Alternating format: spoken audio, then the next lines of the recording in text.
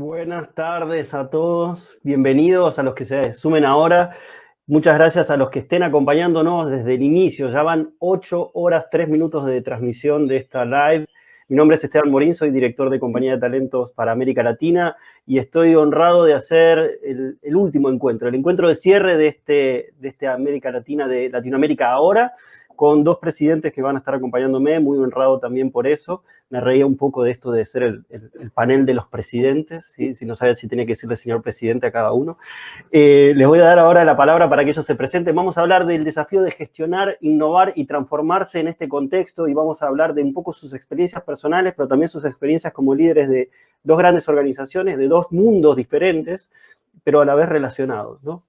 Están conmigo entonces Gustavo Cantú, presidente de Seguros Monterrey, New York Life, y Matías Kremer, que es presidente de Bayer para países andinos, Centroamérica y el Caribe. Muchísimas gracias por su tiempo, se los decía antes de entrar, se los digo de nuevo, por hacerse un espacio en la agenda, por creer con nosotros en esto que nosotros también proponemos, que es crear conocimiento y agregar valor, contribuir de alguna manera, y lo hacemos abriendo el juego y co-creando con ustedes. Así que nada, les doy la palabra a Gustavo para que se presente, nos cuente un poco quién es y su trayectoria, Matías después, y empezamos con algunas preguntas. También voy a invitar nuevamente, como estuvimos haciendo todo el día de hoy, a la audiencia, a los que estén acompañándonos a través de YouTube, a poner sus preguntas. Nosotros vamos a hacer un espacio en esta última hora de co-creación de contenido para esas preguntas también, para compartirlas y conversarlas con Gustavo y Matías. Así que sin más preámbulos, gracias de nuevo, Gustavo.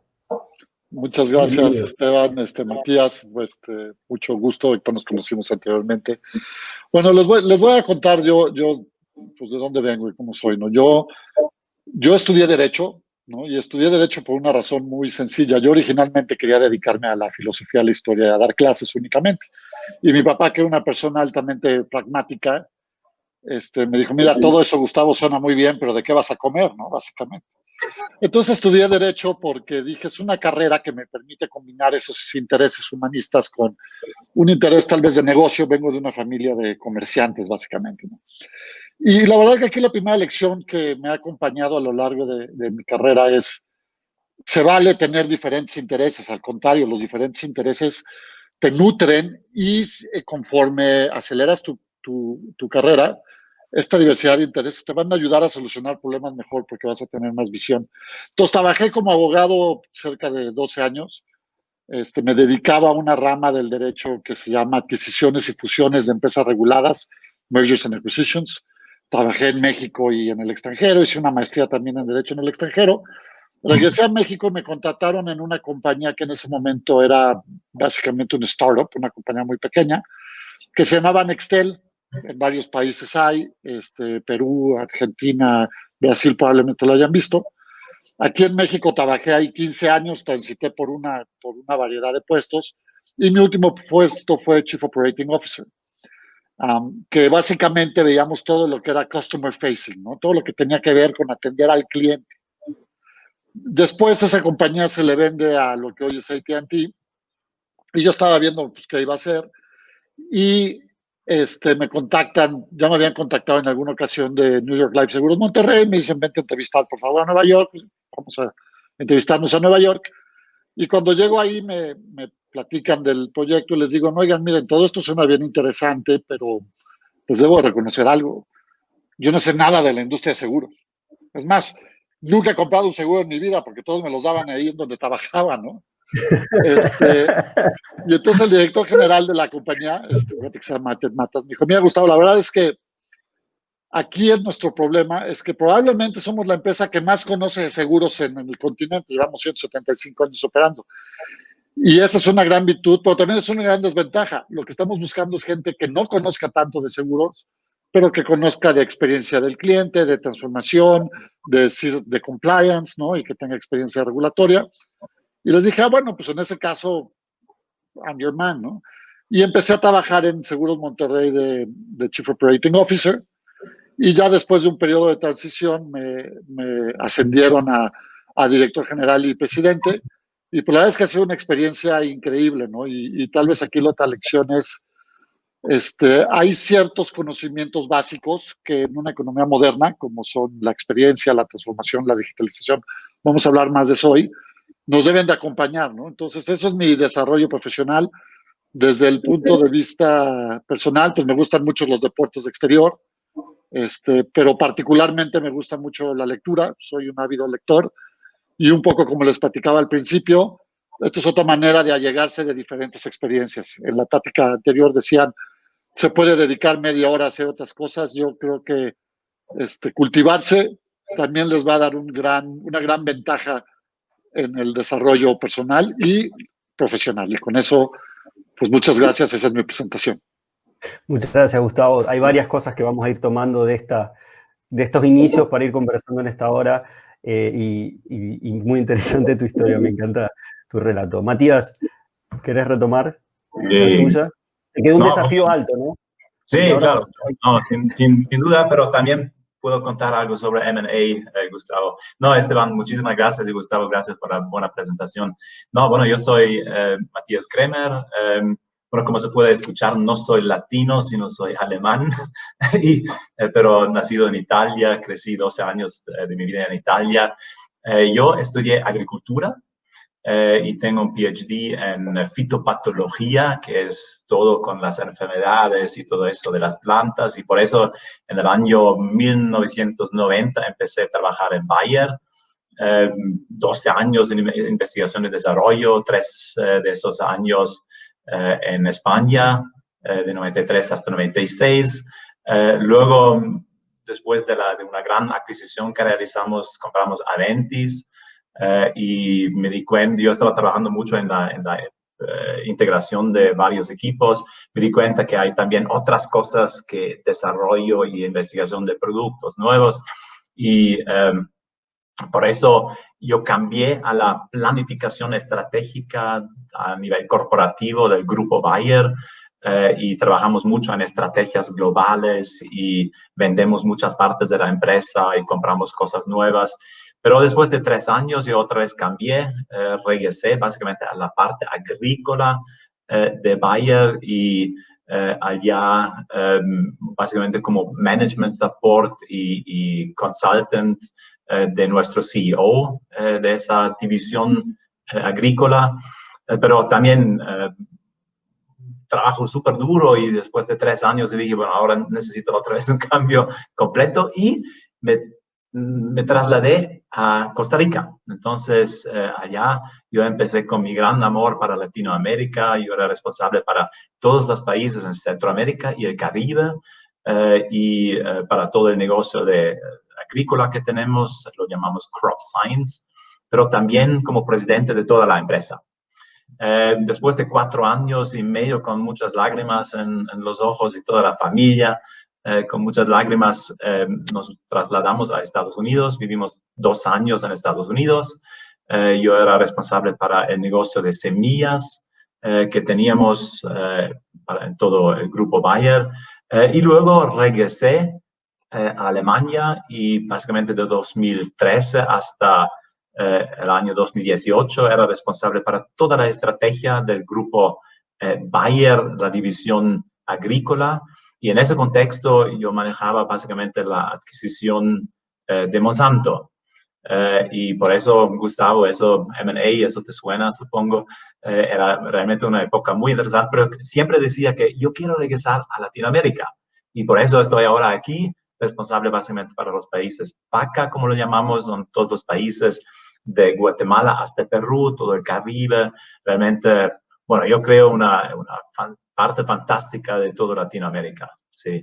Yo estoy casado, tengo 3 millennials que viven en Europa, Austria, Holanda y Alemania. Y bueno, el último todavía está estudiando. Sí.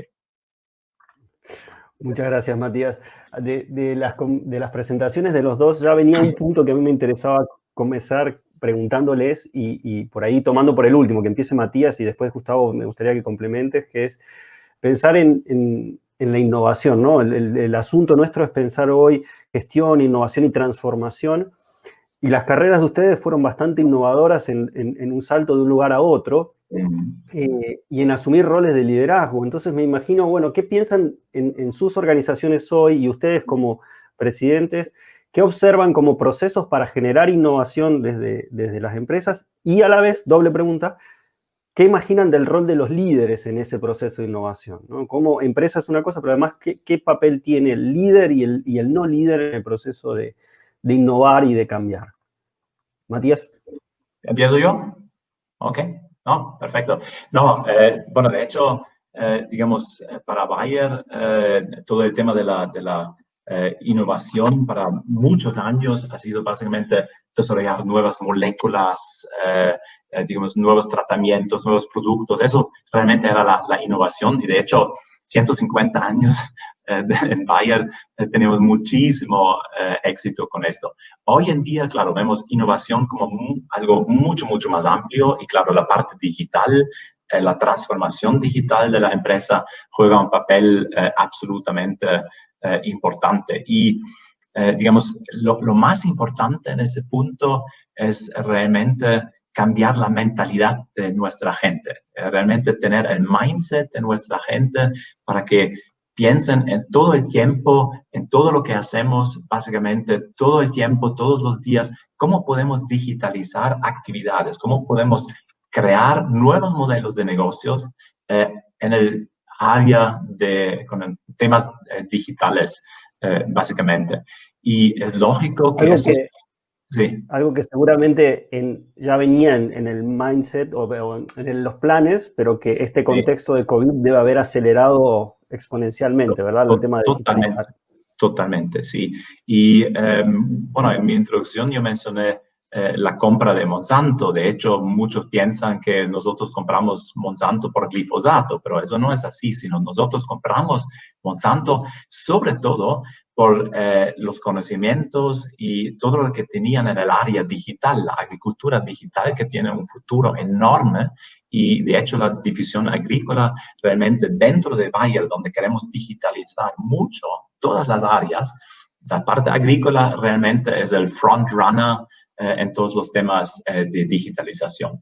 Sí, pero creo que es importante también, digamos, todo el tema de digitalización, pero innovación es algo que creamos en nuestra empresa, también un proceso importante, lo llamamos innovación corporativa, y bajo el moto Innovation starts with you, la innovación empieza contigo, ¿sí? Y eso fue un proceso súper importante e interesante, porque en todo el mundo tenemos ahora, lo llamamos iCoaches, gente que son básicamente movilizadores de innovación, que están entrenando en todo el mundo a los equipos, ¿sí?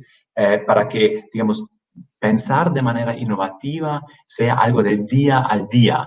Y claro, una gran parte de eso es lógicamente, digitalización.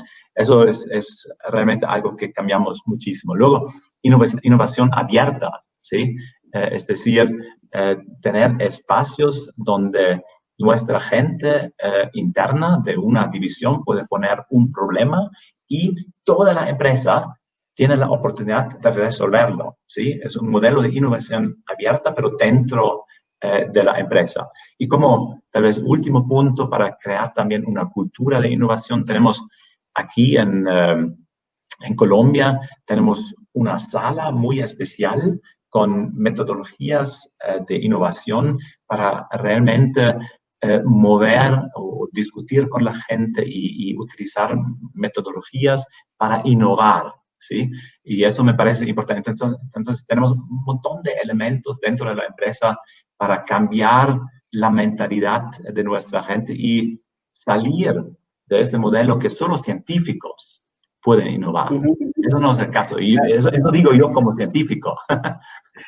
Te iba a decir justo eso. Vos iniciaste tu carrera en investigación y desarrollo, que es la que se considera el área de innovación, ¿no? Como que tiene que venir de ese grupo, a pensar que la innovación es en toda la organización. Gustavo, yo sé que ustedes también en New York Life y en Seguros Monterrey están trabajando en un proceso de transformación digital bien intenso, ¿no? ¿Lo relacionan con este mismo proceso de innovación? ¿Cómo lo ven ustedes? Pues, gracias. Mira, van de la mano y a veces encontrar dónde está la frontera uno del otro resulta complicado, ¿no? Porque por un lado tienes una empresa, en el caso particular, no somos una empresa, ¿cómo decirlo?, de desarrollo científico, como es el caso de Bayer. Nosotros somos una empresa de protección, ¿no?, de servicios financieros, muy focalizada a la protección, ni siquiera tenemos la amplitud de un banco, ¿no? Entonces, a veces los ingenieros tenían un dicho que decía, si jala, no le muevas, ¿no?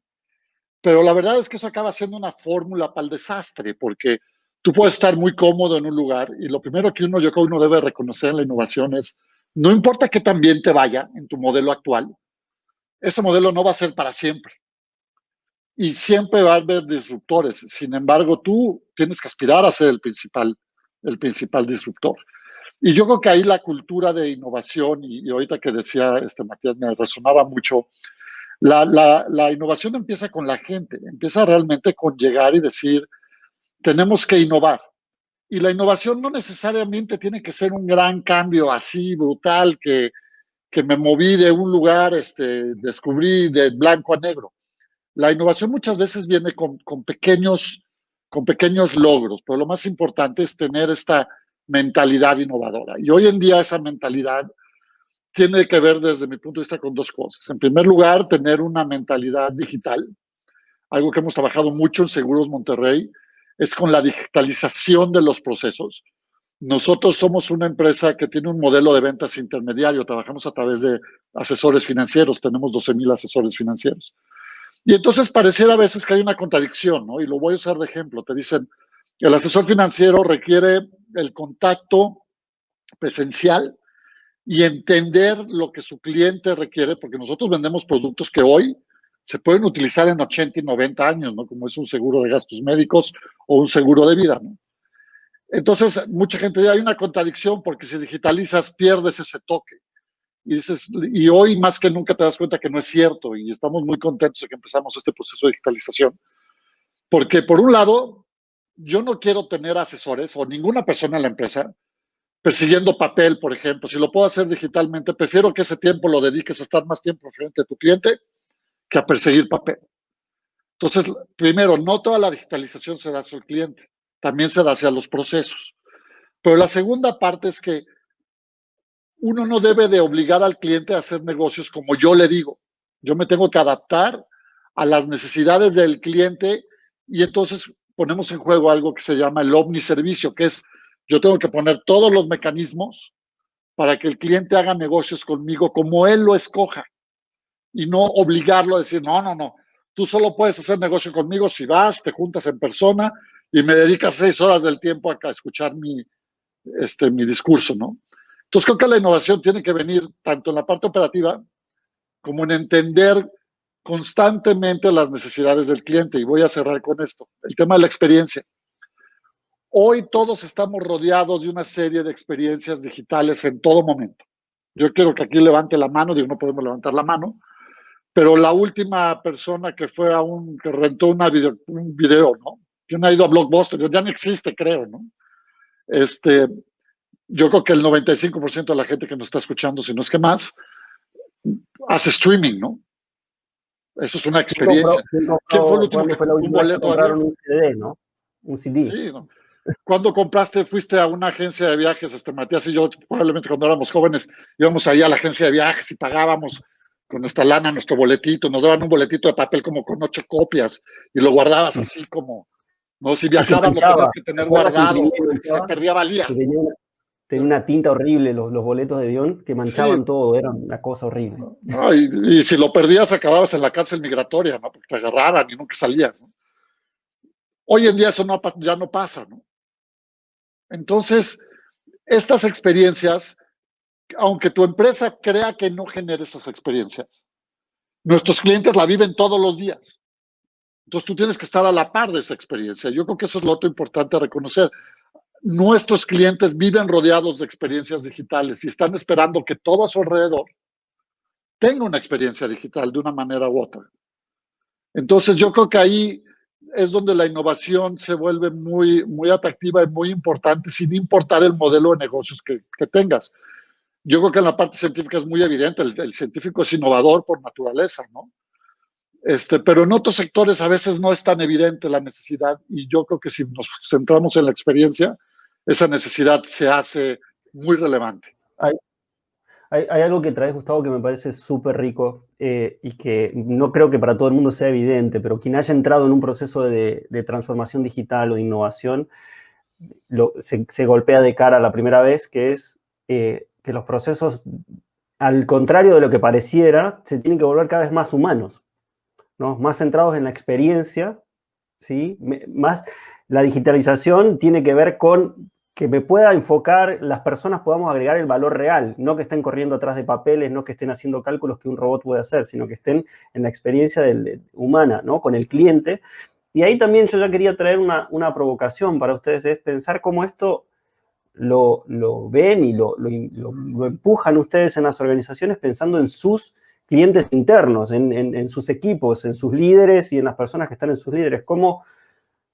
¿Cómo garantizan o cómo buscan que esa transformación y esta innovación esté incluyendo y empujando a los equipos hacia eso? Y que se sientan incluidos y no desplazados, porque también, como con cualquier transformación, hay personas que se suben rápido al tren y personas que se bajan, ¿no? O que quedan como afuera. ¿Tienen en eso, han trabajado en temas de desarrollo de liderazgo? ¿Cómo lo han encarado? Sí, tal vez puedo empezar yo, Esteban o Gustavo, si estás de acuerdo. No, yo creo que es importante, digamos, no equivocarse lo que es digitalización. Digamos, creo que todos estamos observando ahora que vivimos ahora en un mundo virtual, videoconferencias todos los días, 8, 9, 10 horas, pero claro, eso es una parte importante de la digitalización, pero de mi punto de vista, digitalización tiene mucho que ver con el modelo de negocio.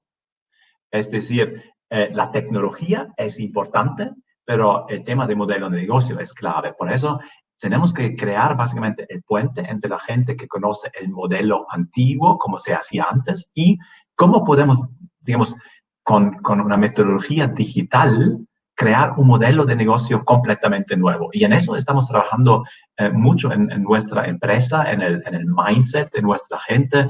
Por ejemplo, nosotros aquí en PACA organizamos para toda la gente agrícola que trabaja en esa área unos eventos de transformación digital y tiene, digamos, una cierta parte, claro, es tecnología, pero la mayor parte es realmente pensar diferente y entender cuáles son los elementos básicos de una transformación digital. Es decir, un poco la teoría y combinar esa teoría o estimular a nuestra gente, combinar esa teoría con lo que ellos tienen como experiencia de 5, 10, 15, 20 años del campo, ¿sí?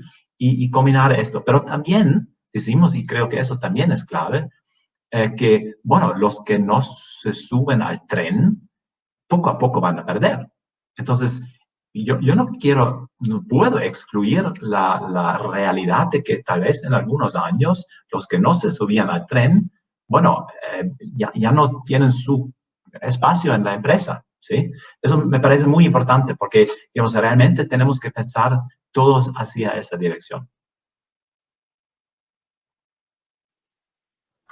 Gracias, Matías. Y me parece súper honesto también, y es una discusión que he tenido en algunos entrenamientos hasta con líderes, ¿no? Con esta añoranza de, bueno, a mí me gustaría que las cosas vuelvan a otro contexto. Lo siento mucho, no te va a servir eso. Es como quedarte anclado en la imposibilidad y no en ver lo que este nuevo modelo que todavía estamos creando también, que no está totalmente delimitado, ¿no?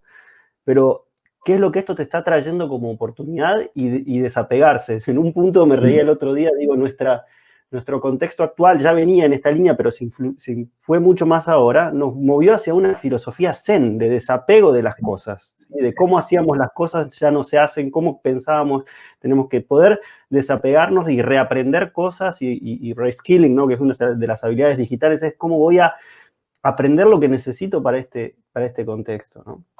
Usted, Gustavo, perdón. No, y tal vez mencionar en ese contexto, nosotros tenemos una población, entre comillas, muy grande de millennials en nuestra organización.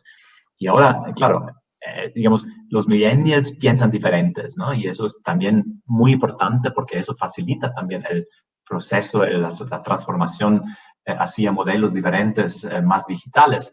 Pero no deberíamos subestimar también la capacidad de los baby boomers y las otras generaciones que existen, porque la fortaleza es realmente en la combinación de los dos, y los millennials son los que pueden básicamente crear ese puente entre la brecha, ¿no? Entre las generaciones. Y eso creo que es muy importante considerar en todo ese proceso de transformación digital, porque es un tema muy humano, no solo tecnológico.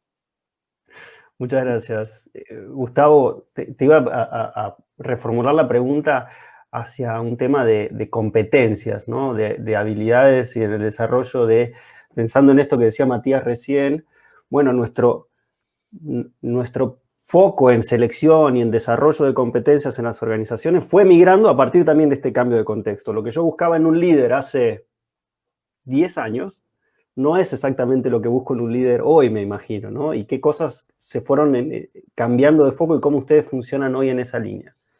En este contexto, ¿no? Primero, ahorita también algo que decía Matías resonaba mucho, y yo creo que es darse cuenta que por más que uno como líder no quiere dejar a nadie atrás, a veces no es para todos una transformación, ¿no? Y sí, a veces cuesta mucho trabajo decir, el que se quiera subir, se va a subir. Hay gente que decide no subirse por diferentes motivos. Y no digo que sean equivocados, simplemente, pues cada uno como ser humano tiene sus propias limitaciones. Nosotros vivimos mucho eso en la compañía, ¿no? Porque somos una compañía como de 275 años haciendo básicamente, vendiendo protección, donde hace 40 años, todo era es muy estático, ¿no? Y ha sido muy exitosa. Y una de las primeras cosas que empezamos a ver fue precisamente tu pregunta, que es no solamente qué competencias quiero de los nuevos colaboradores, que tal vez es más fácil contratar esas competencias, pero también qué competencias quiero desarrollar de los que ya tengo, ¿no? Que ahí puede ser un poco más complicado. No quiero decir que un perro viejo no aprenda nuevos trucos, pero a veces sí, bueno, luego a veces cuesta mucho trabajo, ¿qué te voy a decir? ¿No? Entonces ahí lo primero es el desarrollo de competencias. Yo creo que hay algo que todos podemos hacer, que es tener una mentalidad digital, ¿no? Saber que hoy estas herramientas digitales, no importa cuántos años tienes, las vives todos los días. Y es algo que en la compañía empezamos a hacer mucho. A ver, piensa. Es que no, a mí alguien me decía una vez, yo esto de no sé qué, no es para mí. Le digo, oye, tienes un teléfono celular, de hecho no te he visto que te has despegado de él durante una hora. No me puedes decir que no puedes adoptar unos cambios tecnológicos, ¿no? Porque si no, seguirías escribiendo telégrafos. Entonces, yo creo que lo primero es tratar de mover a la gente a decir, yo puedo tener este mindset, ¿no? Algo también muy importante que nosotros hemos buscado desarrollar es plantar, ¿no? Plantar gente que sea este disruptor en equipos de trabajo que hayan estado muy aquilosados o que lleven mucho tiempo haciendo lo mismo. Incluso con bastante éxito, por ejemplo, en nuestro programa de trainees, hoy el otro día un grupo de trabajo de un área muy oscura en las industrias aseguradoras que se llama actuaría, que es gente que está hacen los cálculos actuariales, es gente muy lista, pero muy subject matter expert, que se ha venido digitalizando mucho. Pero ahora lo que más les gusta es tener trainees a quien les pueden dejar problemas específicos, es decir, que lo solucionen los trainees. Entonces, yo siempre he pensado que una competencia o un conocimiento como líder empresarial, o la desarrollas o la contratas, ¿no? Y conforme te haces más viejo, a veces desarrollarla cuesta más trabajo. Y en este caso, yo creo que lo que hicieron fue agarrar recursos que ya tenían y decirles, tú ayúdame con eso. Entonces, yo veo células de trabajo donde tengo personas de casi 60 años que llevan en la industria aseguradora 40 años y de pronto 2 o 3 personas más jóvenes que los están ayudando a ser disruptivos y los resultados han sido extraordinarios. Estamos muy, muy satisfechos. Tal vez la última parte que diría que puede sumar a no solamente fomentar competencias, sino a buscar que se mezclen las competencias. Se habla mucho en la literatura de negocios sobre tener a la gente adecuada, ¿no? Te dicen, ten la gente correcta en tu camión. Pues yo también siempre invito a mi gente a reflexionar, o sea, yo quiero tener a la gente correcta, pero yo también a veces soy la persona correcta de alguien más. Entonces mi pregunta es, ¿estoy siendo esa persona correcta? ¿Estoy realmente entendiendo los objetivos y necesidades de la organización hacia adelante. Y tal vez viéndolo así, cuando te pones en esa posición de qué necesita el resto de la organización, le entras con más facilidad, y eso también es innovar, porque luego es muy fácil quedarse encasillado en una cosa. Muchas gracias. Y creo que hay algo muy interesante de lo que traes, Gustavo, y que es una provocación al rol de líder. Lo que hace más tiempo que somos jóvenes, como nosotros, ¿no? Que somos jóvenes a más tiempo, tenemos como muchos modelos de lo que es ser un líder y vivimos un tipo de liderazgo y hoy nos están empujando a liderar de otra manera. El contexto nos dice, ¿no?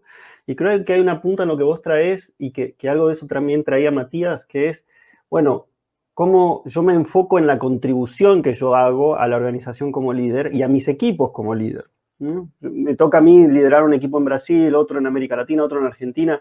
Bueno, y a cada uno le aporto algo diferente. Me doy cuenta que no tengo el mismo impacto en cada uno porque los equipos tienen su expertise y su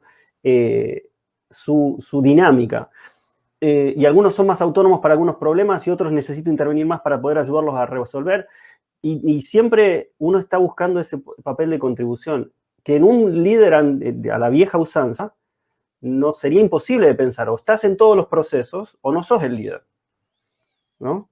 Y ahora el líder es aquel que facilita y que encuentra esto que decías, me parece, de combinar y de aportar en el lugar donde mejor pueda, y no sentir que tiene que saber o conocer o ser el mejor exponente de todas las habilidades que se requieren en el equipo, sino que va combinando, ¿no?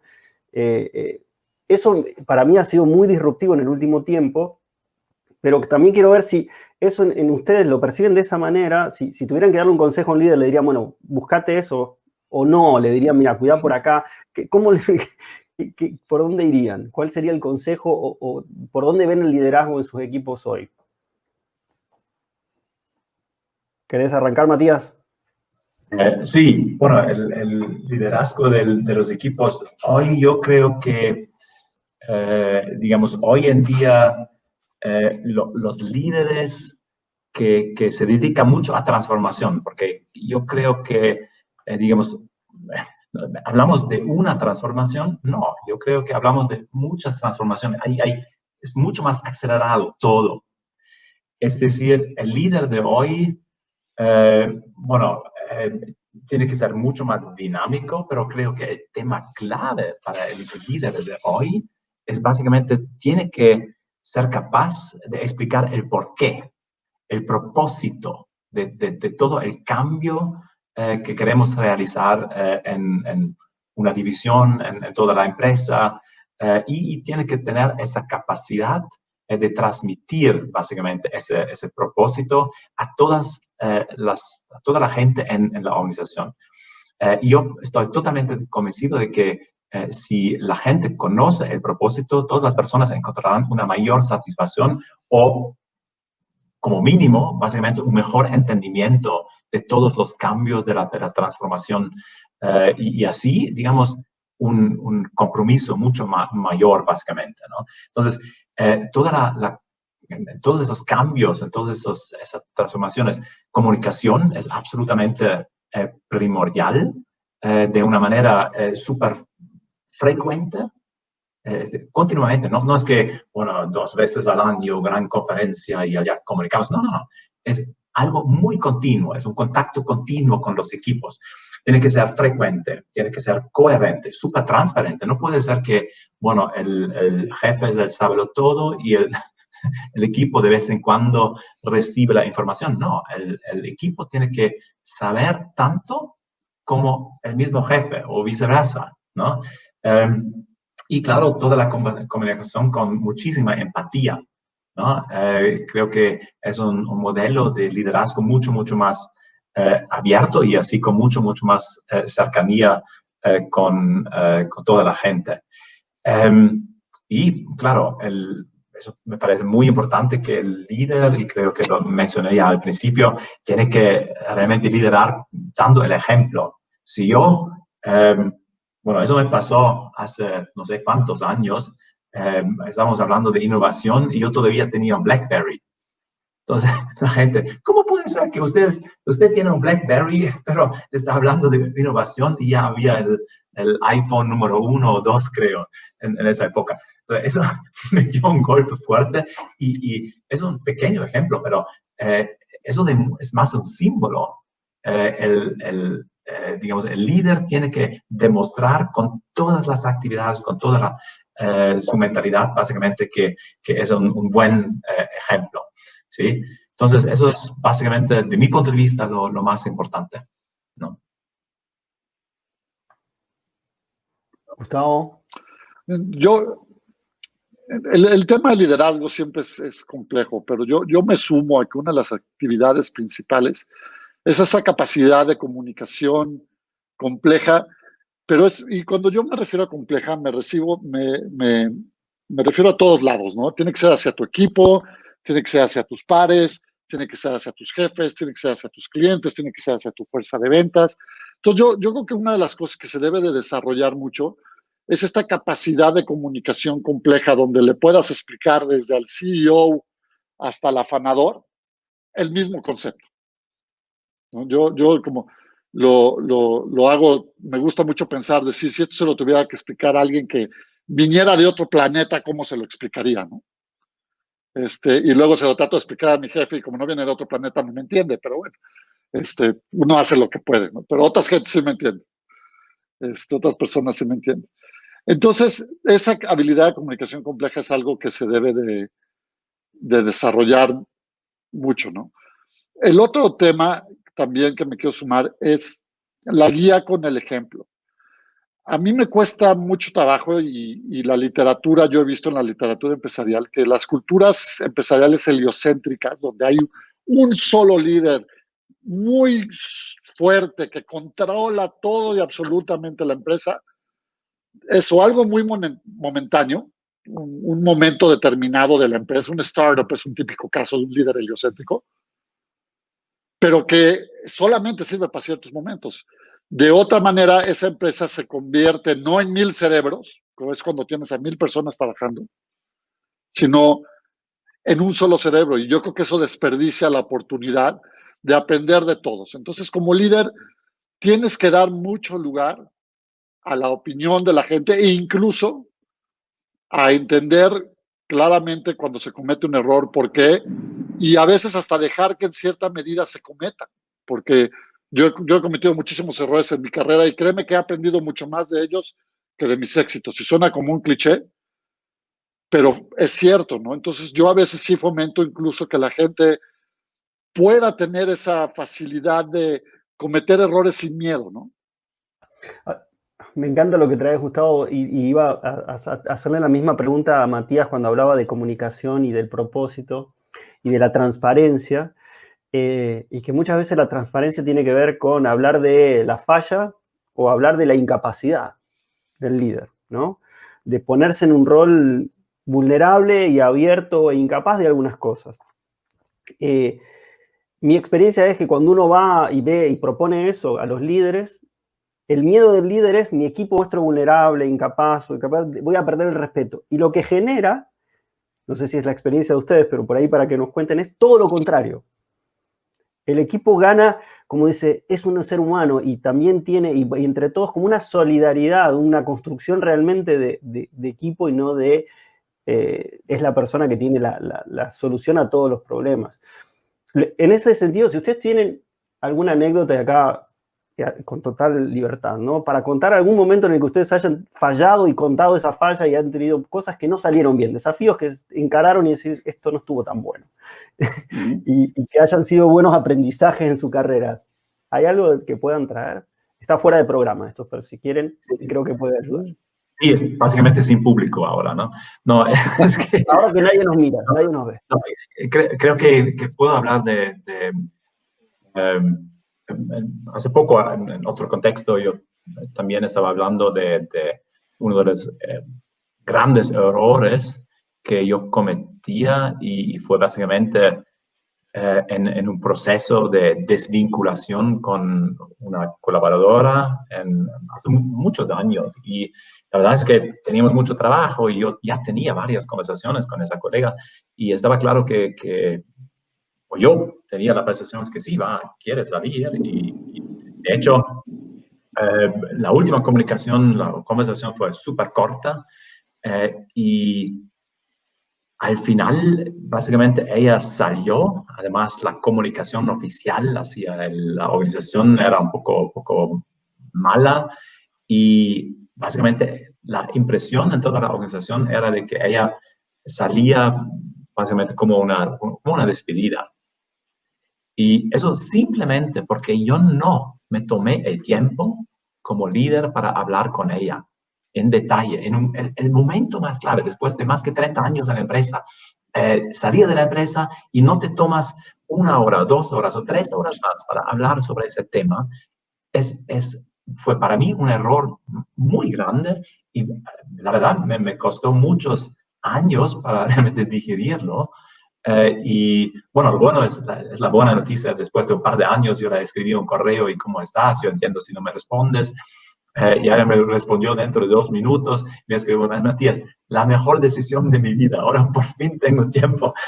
Entonces, al final todo bien, pero eso fue para mí un error muy importante. Y para entender, bueno, no hay nada más importante que dedicarse a cada uno de tu equipo. ¿Sí? Eso creo que es clave. Cueste lo que cueste el tiempo. Y cuanto más subimos en la empresa, creo que es importante tomarse el tiempo para dedicarse con mucha empatía y con autenticidad a cada uno. Creo que eso es clave. Tal vez me gustaría tomar un punto que Gustavo, de lo que Gustavo antes, es el tema del ego, el ego de gerentes. Creo que el tiempo del todopoderoso gerente, eso es historia, eso ya no hay. ¿Sí? Creo que hoy en día es importante que un buen líder se quita el ego, sabe que puede cometer errores y hay temas mucho más importantes que nuestro propio ego. Tenemos que dedicarnos a nuestro propio desarrollo, eso sí, pero el ego puede causar mucho daño en la empresa y hay temas mucho más importantes en la empresa. Tenemos que cuidar a una gran organización y en el caso, bueno, nuestro aquí en Bayer también, digamos, a tema de la salud de la sociedad y también medio ambiente, sostenibilidad, etc. Entonces, creo que ese tema de ego es algo que hay que discutir mucho en el contexto de buenos líderes.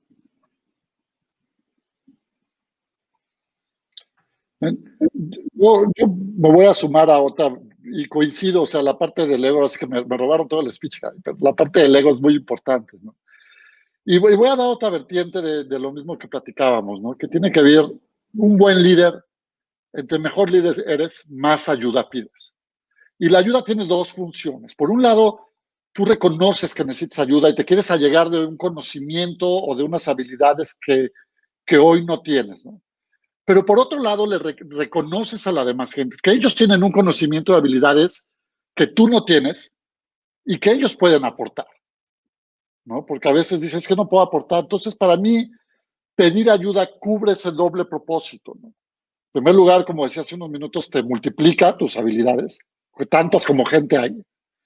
Y por otro lado, les hace patente a todo mundo que tú estás abierto a recibir esa ayuda. Yo no conozco a nadie a quien se le haya pedido ayuda y no le haya ofrecido dentro de las organizaciones en las que yo he trabajado. Al contrario, muchas veces cuando pides ayuda, la gente suelta lo que está haciendo y te dice, yo te voy a ayudar. Y no lo digo nada más siendo ahorita presidente o director general.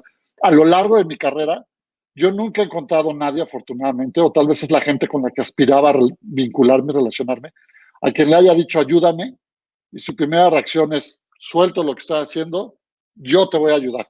Y es muy enriquecedor y aprende mucho. Entonces, no nos vayamos con la finta de que uno debe de saberlo o puede saberlo todo. Eso es un error para mí garrafal, una fórmula para el desastre. Pidan ayuda. Y aquí la parte introspectiva es reconoce rápidamente dónde requieres ayuda. No tengas miedo a pedirla. Qué buenos comentarios. Y hay un tema acá que a mí me parece súper interesante porque en las conversaciones anteriores y en el día que estuvimos hoy hablamos de varias cosas y hablamos de marca empleadora y hablamos de las organizaciones y hablamos de la ansiedad en las organizaciones. Y creo que gran parte de del resultado de la ansiedad que generamos las empresas, ¿no? Como organizaciones, es que transmitimos de alguna manera a las personas que uno tiene que ser infalible, ¿no? Que no podés cometer errores y que tenés que estar a la altura de las circunstancias, ¿no? Y no solo a los líderes, a las personas también, les ponemos una presión de no te podés equivocar, o eso culturalmente se fue transmitiendo. Y que creo que es muy, muy liberador, ¿sí? Y también pensando un poco en neurociencias, cómo abre la cabeza a las posibilidades de creatividad y de innovación cuando uno logra quitar, ¿sí?, esa tensión adicional de la organización y puede mostrar un líder abierto que trae un propósito, que conecta con lo humano, que se muestra falible y que se equivoca y habilita eso para poder probar. Porque si vuelvo a la primera pregunta que le hacía a Matías y que después entró Gustavo también, si yo quiero innovación y transformar, o promuevo espacios de error o estoy frito, porque digo, quiero que innoves, pero que nunca te equivoques, ¿no? ¿Cómo lo hago? ¿Cómo puedo hacer las dos cosas a la vez, ¿no? Y a mí me parece que para ir cerrando, y me quedaría hablando horas, que muchas gracias de nuevo por la oportunidad de conversar. Pensando, bueno, en este contexto y en esto que estamos creando, ¿cuáles son las perspectivas que ustedes ven en lo que va de 2020, o sea, pasando para 2021? ¿Creemos que esto va a generar que un cambio, una transformación en las organizaciones? ¿Lo ven más positivo, más negativo? Acá hablando de apocalípticos integrados, ¿a dónde vamos? ¿El mundo va para dónde en las perspectivas de ustedes, desde sus organizaciones, pero también en lo personal? ¿Qué ven?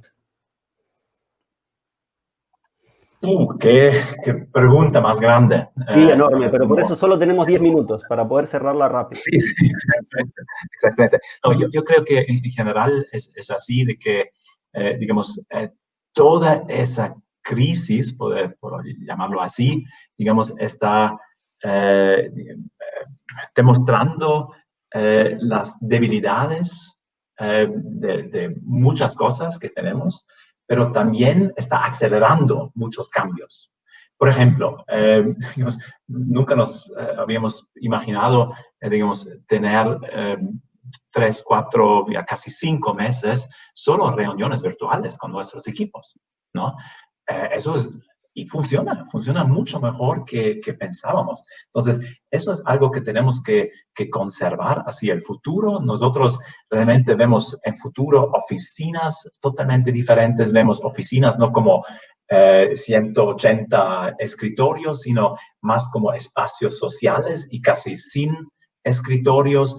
Vemos una mejor combinación, integración, digamos, de la vida privada y la vida laboral de nuestra gente.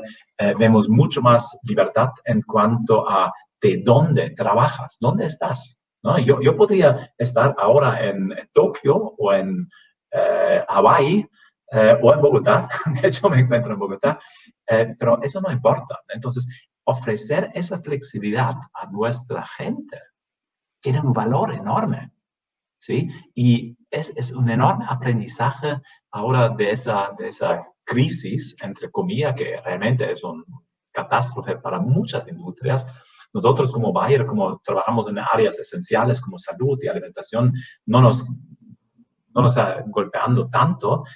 Por eso, digamos, nosotros tratamos de aprovechar realmente la parte positiva de toda esa situación. Yo te puedo decir, estamos en una crisis y igual que Bayer, New York Life, somos empresas que ya hemos visto varias, ¿no? Hemos visto guerras, hemos visto hambrunas, hemos visto cosas terribles, ¿no? Esta es una crisis de profundidad todavía insondable hasta que no se solucione el terrible tema de salud, ¿no? Ahorita hay un tema de salud que simplemente está afectando toda la actividad productiva y no sabemos hasta que se acabe, no vamos a ver un poco cómo quedan las piezas. Y lo digo porque creo que hay mucha gente me pregunta, ¿qué tan seguro está? Hay pocas certidumbres, pero hay muchas oportunidades. Y si ponemos a un lado la tragedia personal de la gente que está sufriendo esta enfermedad, hay que reconocer que no hay que desaprovechar una buena crisis. Y esta es una de esas crisis que vienen de una o dos veces por siglo, ¿no? Entonces yo creo que aquí vamos a tener que reaprender a hacer muchas cosas, ¿no? Churchill fue el que dijo, no desaprovechemos una buena pues mira, crisis. Te voy a decir algo. No es la primera vez que lo digo, una vez me metí a averiguar quién lo había dicho y se lo han atribuido, bueno, a todo el mundo. A 20.000. A Churchill, a Gengis Khan, a Fidel Castro, ponme y casi todos lo han dicho, ¿no? Bueno, de ahora en adelante sí va no a ser cabe duda. No. Pero lo que sí no cabe duda es que las crisis nos confrontan con nosotros mismos y nos hacen recobrar cosas esenciales, ¿no? Y te hacen también apreciar cosas más esenciales, ¿no? Y ese alto en el camino es lo que hay que aprovechar para hacer cosas más adelante, ¿no? Aprovechar, por ejemplo, te voy a poner, y con esto voy a terminar. Yo era el enemigo número 1 y acérrimo del work from home. A mí hace 3 años, es más, siempre me preguntaban, ¿cuándo vamos a tener work from home? Les decía, nunca, porque yo apreciaba erróneamente que la capacidad de interacción dentro de la oficina, el contacto físico, el poder pararte y decirle al de junto, oye, Matías, ¿cómo se resuelve esta ecuación, no? Te podía ayudar, ¿no? Y ahora que veo esto, ya cambié mi actitud. Nosotros igual no vamos a regresar ya nunca el 100% de la población a la oficina. Vamos a tener la mitad, cuando pase esto, la mitad de la población va a tener work from home. Y lo que he dicho, esto nos va a ayudar a ser más eficiente en el trabajo que yo tengo que hacer solo o en grupos distantes. Y también las interacciones personales, cuando las tenga, más valiosas, porque van a tener mucho más propósito. Y te platico esta anécdota de un cambio que yo, porque neta, yo hace 3 años era necio con este tema. Porque creo que sí hay muchas cosas que podemos aprender y el mundo ya cambió. Y hay una de dos, o lo reconoces y te adaptas, o él se va a adaptar a ti. Sí, tal vez para agregar, Esteban, si me dejas el tiempo, a pesar de que trabajamos ahora de manera virtual, yo a veces tengo la impresión de que estoy muy, muy cerca de toda la organización. Yo tengo mucho más uno a uno con la gente, también happy hours, o organizamos ya creo que casi 30, lo llamamos Let's Get Together, es decir, reuniones con 25 personas, y si multiplicas, llegas a 750 personas, y es un intercambio directo con la gente, aprender de la experiencia. Y hablar de la situación personal y como de sentimientos, mucho más, la parte sentimental, emocional, mucho más que la parte racional. Hay un reconocimiento a lo humano. Sí, y eso es algo que no teníamos antes. La verdad es que, claro, viajas a un país, tienes un town hall súper bonito, pero, digamos, esa cercanía como lo tengo ahora es fantástico, ¿no? Es muy interesante porque creo que hay dos cosas que de primera, que para ir concluyendo ustedes trajeron, ¿no? Innovación, transformación digital y crisis pareciera que nos alejan, ¿no? Como la primera conclusión, si yo estoy en una situación de crisis, nos vamos a aislar y nos vamos a pelear entre hombres, ¿no? El hombre es el lobo, el hombre es el lobo del hombre. Y a la vez, lo que nos damos cuenta es, en este distanciamiento social, estamos más cerca, nos metemos en la casa de la gente. Y ellos se meten en nuestra casa. Y aparece de repente, ahora no porque están en tareas, pero los hijos en la llamada, ¿no? Y aparece la cotidianidad y tengo que cortar porque hoy me toca cocinar. Y uno entra en un reconocimiento del otro mucho más cercano y mucho más humano. Y eso es una oportunidad. Y creo que vuelvo a lo de que decía Gustavo, que sea quien sea la frase, está bueno decir, no desaprovechemos una buena crisis para repensar las cosas que tenemos instaladas que no hacen sentido, que las podemos construir, que nos podemos transformar, y creo que esta es una gran conclusión, si me permiten, de la charla de hoy, de este conversatorio, que es la transformación empieza desde uno, desde adentro, desde repensarse y cuestionarse y mostrarse. Lo que decía Gustavo también es saber dónde no puedo, ¿no? Dónde están mis incapacidades y trabajar con eso. Y que desde ese lugar y desde entender el para qué uno, para qué la organización, uno va construyendo lo nuevo y lo que se puede. Me quedaría hablando por horas. Muchas gracias de verdad por esta oportunidad de conversar, de tenerlos tan cerca a pesar de la distancia y de que se hayan sumado a esta iniciativa. Quiero aprovechar 30 segundos para agradecer también a todos los que hicieron posible esto, a nuestra alianza con Empleos Clarín que lo permitió, al equipo de Compañía de Talentos que estuvo por atrás, a Silvana, a Patricio, a Caro, a Jime, a Giselle, a Jessy, a todo el equipo que lo hizo posible, de verdad, muchas gracias. A las 9 horas ahora que tenemos 8:59 de transmisión, que están ahí disponibles para que la gente pueda aprovechar. Vamos a hacer algunos recortes para que esto también sirva.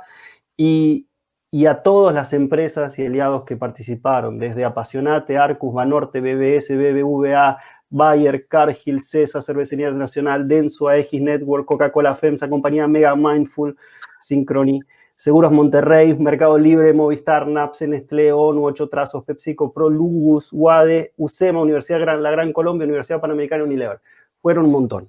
Y todos tuvieron algo para contribuir. Y eso creo, volviendo a esto, ¿no? Esta posibilidad, nunca hubiésemos tenido todas estas empresas en un evento, en un hotel.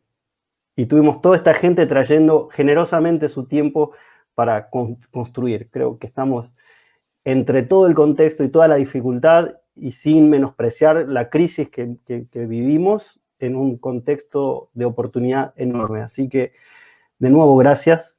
Gracias a todos, gracias por la oportunidad y espero que estén muy bien, que sigan muy bien y hacia adelante. Muchas gracias, Esteban. Realmente un gran placer. Muchas gracias, Esteban. Muchas gracias, Matías. Un saludo a todos. Gracias, Saludos, Gustavo. que estén muy bien. Buenas noches. Chao. Bye, bye.